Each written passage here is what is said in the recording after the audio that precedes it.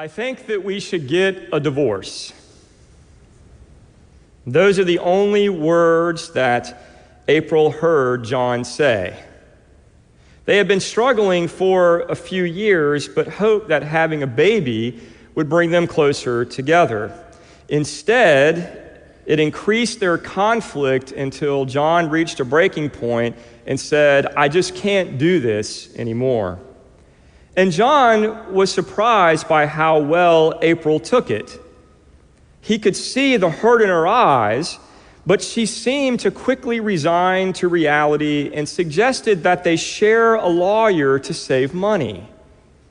Trusting her, John agreed.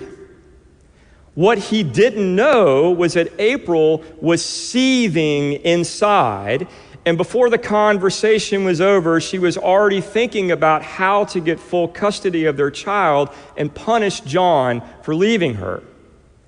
She met with a lawyer who encouraged her to provoke an argument, giving her reason to leave their home and take the baby with her. And this is exactly what April did.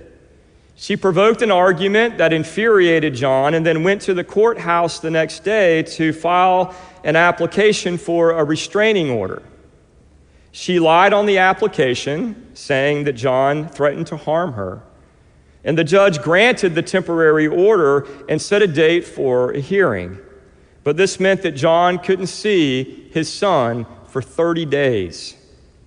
Obviously, he would have to hire his own lawyer. The restraining order was eventually dismissed, and the judge even scolded April for abusing the system to gain leverage in a custody case, but it was too late. April was able to establish herself as the primary parent in a new home, and John was given standard visitation, which amounted to every other weekend. It felt so unfair. She manipulated him, lied to a judge, and denied visitation for a month. And even after visitation was established by the court, she would cancel visits and show up late for drop-offs. When John called throughout the week to talk to his son, she didn't answer. April made John's life a living hell, and there seemed to be no accountability, no consequences. And something changed inside of John. He went from being a happy-go-lucky, positive guy to being depressed and angry.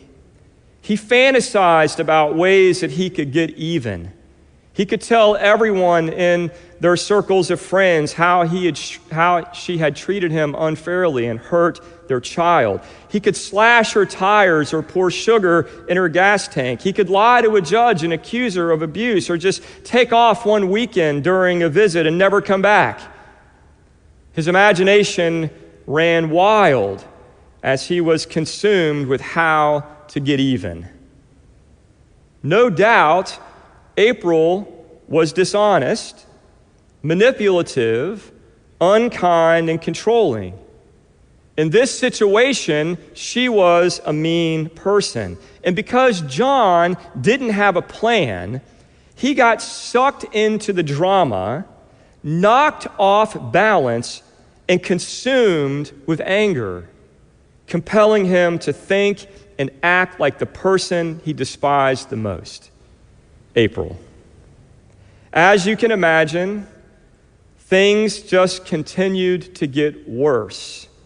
And to this day, they see each other as enemies, even though their son is an adult. Today, we start a new series on how to deal with mean people. And we all know what these people look like, don't we? Sometimes it's us, but for this morning, we'll put that aside. And remember that mean people tend to be selfish, unkind, and unpleasant. They use others to get what they want by any means necessary. They are willing to lie, cheat, and manipulate if it will help them to advance their agenda. Mean people will try to control you with shame, guilt, or anger. They seem to enjoy poking at your insecurities and watching you squirm because it makes them feel powerful. They can monopolize your time with negativity, nastiness, and complaints. And they will leverage anything they can to get ahead. They will leverage you with money. They will try to control you through the court system, the homeowners association, or the personnel and policy handbook. They will even leverage your relationship with your children or grandchildren.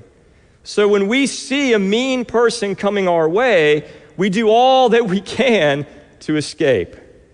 And this message series is about how to respond to these kinds of people in a way that honors God and diminishes their power over you.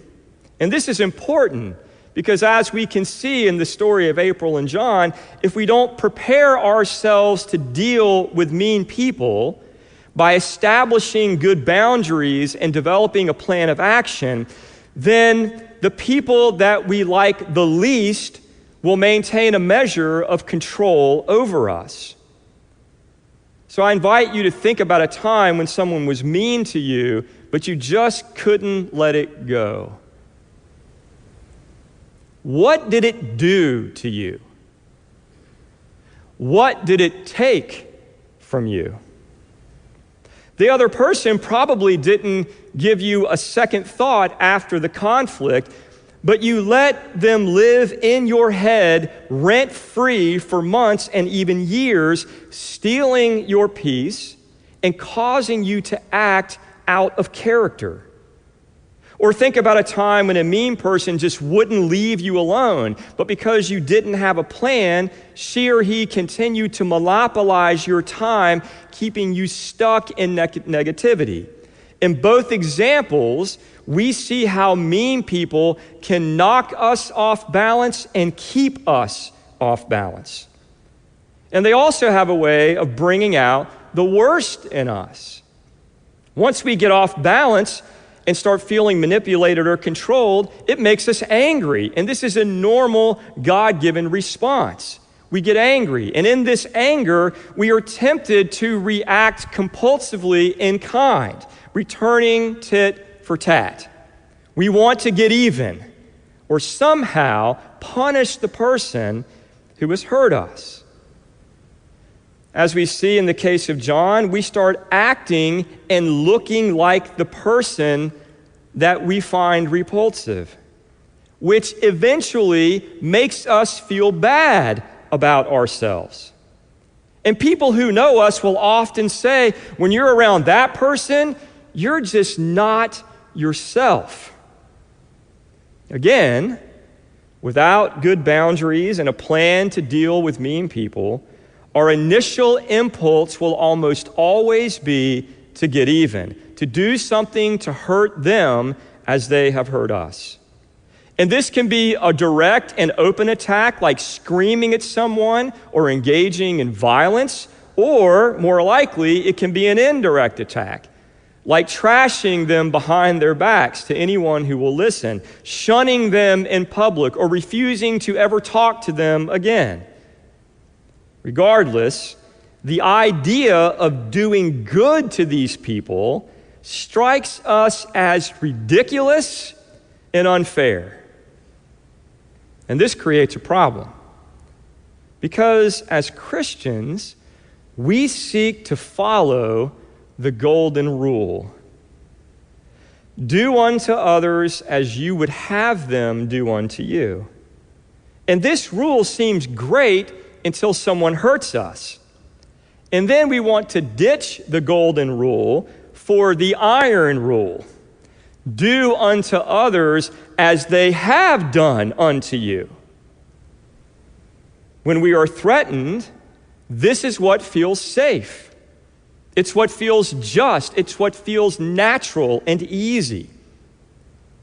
We don't want to be one down. We want to get even. But the Bible, along with our own experience, teaches that when we try to get even, it multiplies our problems. First, Even is not possible when we are in oppositional conflict. Because what feels like even to you always feels like one down to them, and vice versa. And this creates a vicious circle. Round and round it goes, tit for tat. And all of us knows what this is like because at some point we've been caught up in it. Second, do you really want to be even with someone that you loathe? Do you really want to be like them? Because getting even is being like them. It's getting on their level. Getting even remakes us in the image of our enemy. So getting even is a bad option, but ignoring mean people rarely works either. There is a sense in which ignoring bad behavior gives it permission. If there is zero pushback or accountability, then many people will ratchet up their meanness, thinking that more is required to get you to break and to accomplish their purposes. And we can only take so much, right? Eventually, all of us break down and react in kind, which further incentivizes their behavior and gives them even more power. Also, there are some people that we just cannot entirely escape or simply ignore. They are in our lives, whether we like it or not. So how do we respond to mean people who try to hook us into this destructive dance? Maybe it's an ex-wife or an ex-husband. Maybe it's your boss, a relative, an in-law, a neighbor, a coworker, or someone who has embedded themselves into your friend group. What do you do about these people when you simply cannot exit the relationship, when you're forced to keep dealing with them at some level because you have to co-parent, or you need to keep your job, or keep your house, or see them at Thanksgiving? If getting even and ignoring them doesn't work, what can we do? And fortunately, there is a third option. A third option that will honor God, and a third option that will decrease their power over you and allow you to guard and protect your heart and your mind. A way that will empower you to live into your own values and not act out of character. And while this third way is clearly taught and modeled by Jesus, it is also taught and modeled in the Old Testament by someone whose life intersected with King David. Before he was King David, and while he was on the run as a fugitive. So you may remember, if you've read the story of David, that after he fought Goliath as a teenager, he became a national hero in ancient Israel. So the current king, King Saul, drew him close so that he could keep an eye on him. Eventually, King Saul heard the story of a prophet who went to the house of Jesse and anointed David when he was a young boy to be the next king. And this was a big problem for Saul because he wanted to finish out his time as king, and David had gained popularity with the people. Saul also wanted his son Jonathan to be heir to the throne, but what if David challenged this by claiming to be the Lord's true anointed? So to take care of the problem, Saul tries to kill David, but David escaped, and he went on the run as a fugitive. In the wilderness, he attracts other angry outlaws and forms a militia army of about 600 men, including their wives and children. As outcasts, they all had a beef with King Saul, and they had no place to really call home. But King Saul was untouchable. So they found other people on which to take out their frustration and anger. Isn't it funny how we do this? If your boss mistreats you, but you can't go after your boss because you need your job, it's easy to come home and take it out on your family. And what I want to do this morning is read this story in the Old Testament, taken from 1 Samuel 25, so that we can see how David and his men found the perfect victim. The story begins like this. A certain man in Moan, who had property there at Carmel, was very wealthy. He had 1,000 goats and 3,000 sheep, which he was shearing in Carmel. His name was Nabal. Now, sheep shearing in ancient Israel was the time when the wealthy got to see how rich they were and how much more wealth they were going to gain based on the number of sheep that were sheared and how much product they would have to sell. So this was a really good day for Nabal, because with all those sheep, he was going to be much richer this year than he was last year. The story continues. His name was Nabal, and his wife's name was Abigail.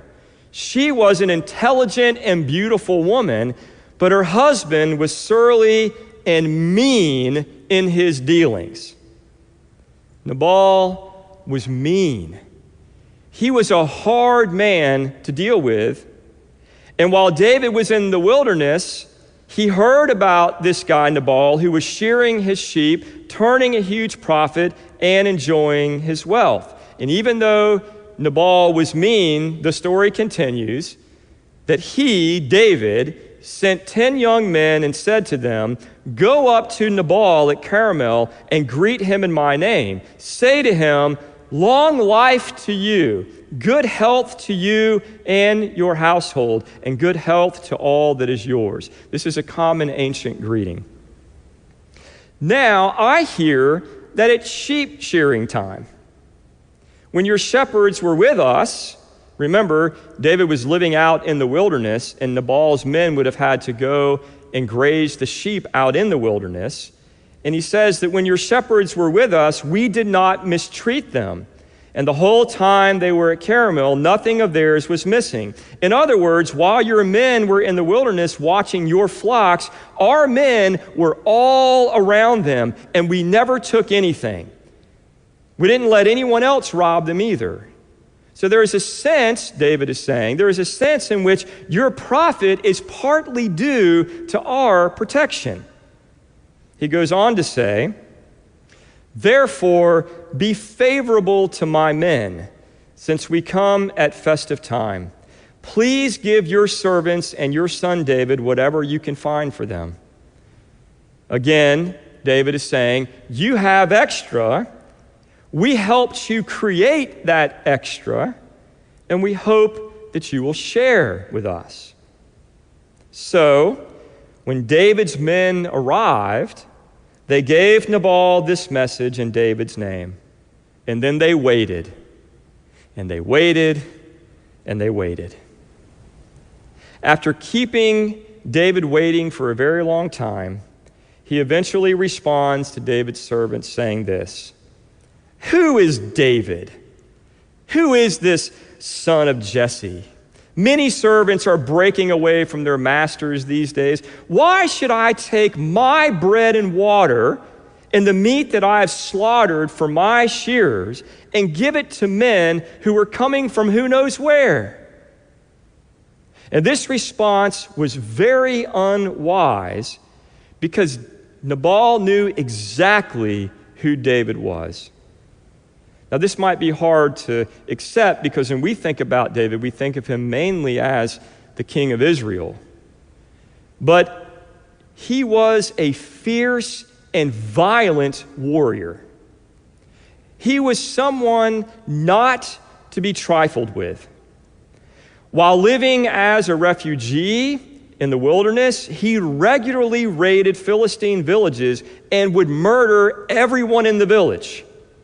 If you don't believe me, just look at 1 Samuel chapter 27, verse 9, where it describes David's behavior. It says, whenever David attacked an area, he did not leave a man or woman alive, but took sheep and cattle, donkeys and camels and clothes.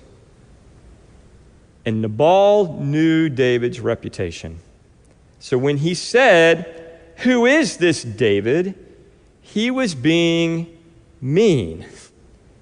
He was insulting David by calling him a nobody. He was saying, I didn't ask for this nobody's help. I don't need it, and I don't owe anything to him. So I'm not going to share. Buzz off, David. And it was a huge mistake.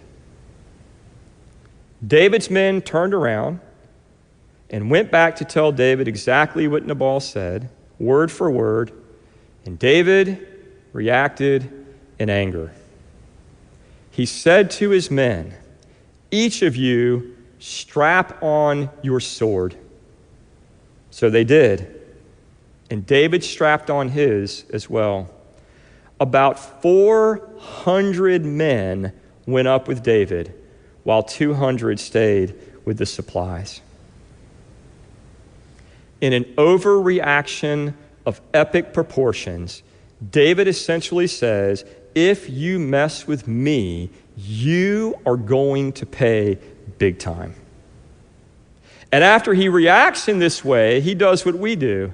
He starts to justify it by telling himself and his men a story of their mistreatment. David said, "It's been useless. All of my watching over this fellow's property in the wilderness so that nothing of it was missing. He has paid me back evil for good. He has returned evil for good. And now I will return evil for evil, and I am justified in doing so." So just get ready. Then he says, "May God deal with me, be it ever so severely, if by morning I leave alive one male of all who belong to him." In other words, I'm going to kill him, I'm going to kill his male servants, and I'm going to kill his sons. And that will teach him who he's messing with.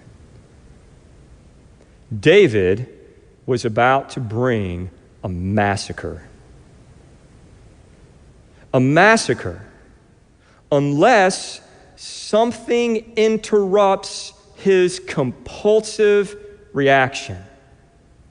And we're going to stop here in the story. We're going to pause, and we're going to pick up the rest of this story next week to see what happens. Asking, will something stop David? Will this be the outcome, the massacre, or will something else happen? Will something create enough space for him to reconsider and instead of compulsively react in anger, allow him to carefully respond in a way that honors God? And you're going to have to come back next week to see. But I want to pause here because all of us knows how David felt. If you know what I'm talking about, say amen. You're in church, folks. If you know what I'm talking about, say amen. We all know what this is like. It's very human. It's very natural.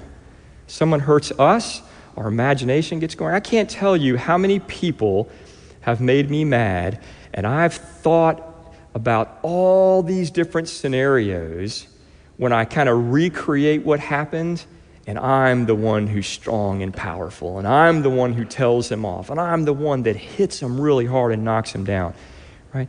Our imagination gets going. This is what is natural. It makes us feel powerful. All of us have been on the receiving end of betrayal and wrongdoing. And we know what it's like to be triggered and to at least want to lash out. in disproportionate ways to feel powerful and to teach the other person a lesson. And when this happens, we can either compulsively react or we can slow down. We can pause. We can think. And we can pray so that we're not reacting, we are responding. And this is our choice. React or respond. And if we can pause long enough to ask ourselves a few questions before acting on our first impulse, it can help us to respond in ways that honor God and also diminish the power of mean people that we're forced to deal with. Now, I'm going to present these 4 questions in just a minute, and it's very tempting for us to be thinking about how other people should be reflecting on these questions, how other people should be answering these questions. You know what I'm talking about, right? If you're here with your spouse, you might, especially if you've had an argument this week, you might be thinking, yeah, I wish she would think about that question, right? I don't want you to do that, right? I want you to awaken to the presence of God in this moment, and I want you to try to move to the center of your heart and to honestly ask yourself these questions in a personal way so that you can wrestle with them and get smarter about how to deal with the mean people in your life. And I want to say, too, that if you're parents here this morning or grandparents who have a lot of influence over your grandchildren, it's so important to teach your kids and grandkids these questions because you know, especially when they get to middle school and high school, they are going to have to deal with mean people. And just like us, their initial reaction is going to be to simply take it, become a doormat, or to return evil for evil. And so not only do I encourage you to ask these questions to yourself, but to be prepared to teach them to your children. So here's question number 1. Do you really want to be even with someone that you don't even like? Remember that getting even doesn't end the cycle of conflict and violence. It perpetuates it. And in the process, you start looking like the person you despise. So do you really want to be even with someone that you don't even like? Second, instead of getting even, wouldn't you rather get ahead?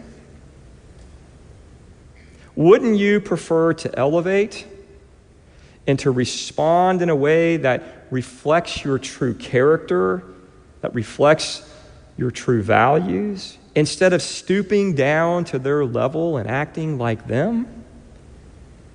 And the only way for you to get ahead is to refuse to get even. Third, when this is all over, what kind of story do you want to tell? And will you be proud to tell that story?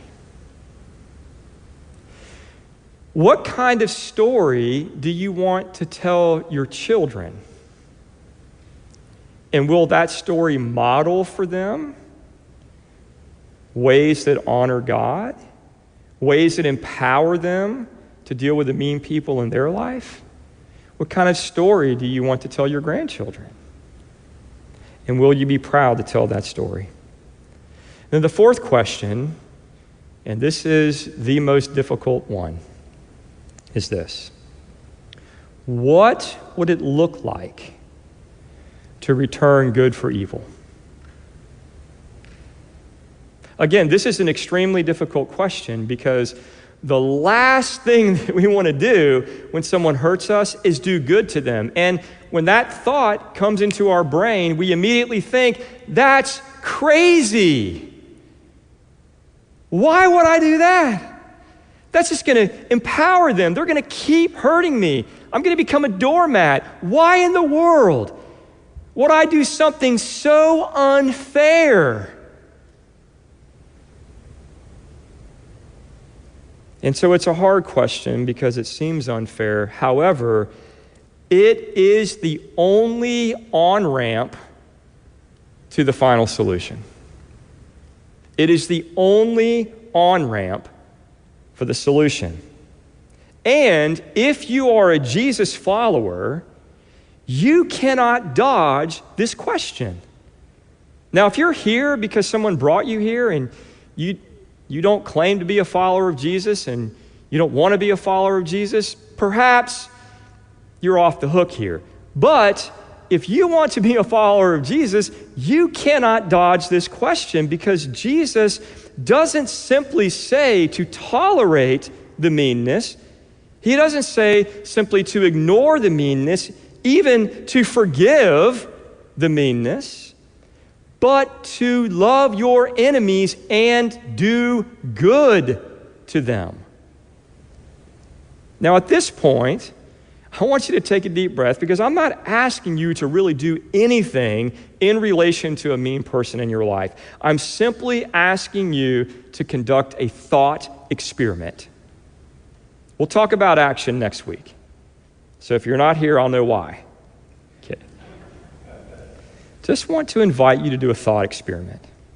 What would it look like? Think about if you're dealing with a mean person right now. If you're dealing with a difficult person, someone who triggers that impulse to get even, what would it look like to return good for evil? Not putting yourself in danger, physical harm, right? Not making yourself a doormat, but what would it look like to return good for evil? To turn the tables and do something so unexpected that it blows the other person's mind and interrupts the cycle of conflict.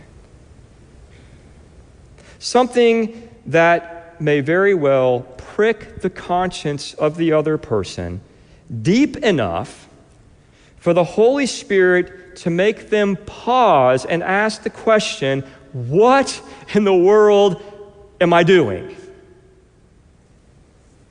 What would it look like to do good to someone who has done bad to you? This is the key to effectively dealing with mean people.